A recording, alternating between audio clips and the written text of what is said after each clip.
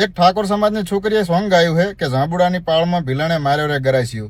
તો આ સોંગને લઈને કેટલાક નમસ્કાર મિત્રો, કેડી અપડેટમાં તમારું સ્વાગત છે. ગુજરાતમાં હમણે એક સોંગ ખૂબ જ વધારે વાયરલ થઈ રહ્યું છે અને તેનો વિરોધ પણ થઈ રહ્યો છે કે જે સોંગના શબ્દો છે જાંબુડાની પાળે ભીલણે માર્યો રે ગરાસિયો.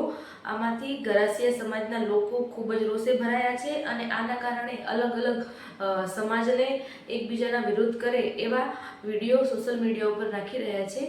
તો આ જે ગીત છે જાંબુડાની પાળે ભીલણે માર્યો રે ગરાસિયો એક લોકવાયકા છે કે જે પહેલાંના સમયમાં ઉત્તર ગુજરાતના લોકો કે જે એક ગામ કે ત્યાં ભીલણ પાણી ભરવા આવે છે તળાવની પાળે અને ત્યાં તે ખૂબ રૂપવાન હોય છે અને ખૂબ જ સુંદર હોય છે અને ત્યાં એક ગરાસિયા દરબાર સમાજના ગરાસિયા દરબાર કે જે તે સમયના ત્યાં આવી પહોંચે છે અને આ ભીલણ ઉપર એ મોહિત થઈ જાય છે અને એને મોહિત થઈ જાય છે. એના કારણે આ એવું કહેવામાં આવે છે કે માર્યો રે ગરાસિયો. એના કારણે આવું છે, કોઈ મારવાની એમાં વાત નથી કે કોઈ સમાજમાં આવી રીતે રોષ પેદા કરાવવાની વાત આમાં આવતી નથી. તો આવું કેમ આવું કરવામાં આવ્યું છે અને આ જે ગીતના શબ્દો છે જે આરતી ઠાકોર નામની સિંગરે ગાયું છે અને એને પણ નથી ગાયું, એઆઈ દ્વારા એને બનાવ્યું છે અને સોશિયલ મીડિયા ઉપર એને નાખ્યું છે.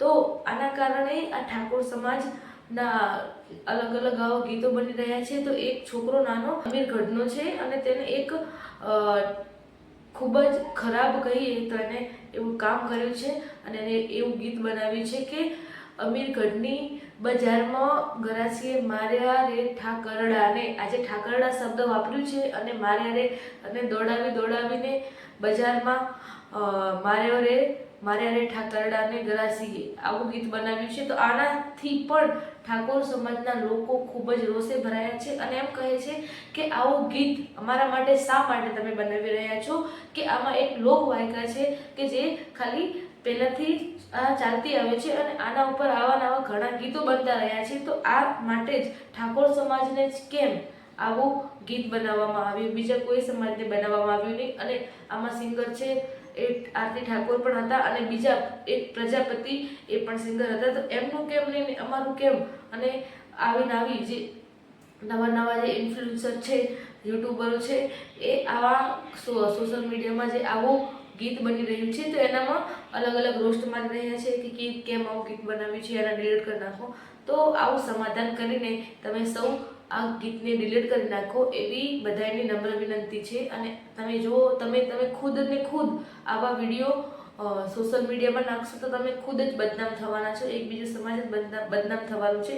અને જે છોકરાએ આ ગીત નાખ્યું હતું એનો એક વિડીયો વાયરલ થઈ રહ્યો છે. એને એમ કહે છે કે અમારે કંઈક પર્સનલી મામલો છે એટલે અમે આવી ગીત બનાવી છે. તો પર્સનલી મામલો હોય તો પર્સનલ પતાવી નાખવો હતો ને આવી રીતે સોશિયલ મીડિયામાં આવા વિડીયો નાખવાની જરૂર હતી નહીં. એની પણ ભૂલ છે અને આ જે ગીત બનાવ્યું છે ઠાકરડાવાળું એ પણ ભૂલ છે. અને કાં ભીલણવાળું છે ગરાસીઓ મારવાની જે ગીત છે એ તો લોકવાયકા ચાલતી જ આવી છે. અને મોટા કલાકારો પણ આવા ગીત બનાવે છે, જેમ કે ગમન સાંથાલે પણ આ ગીત ગાયેલું છે.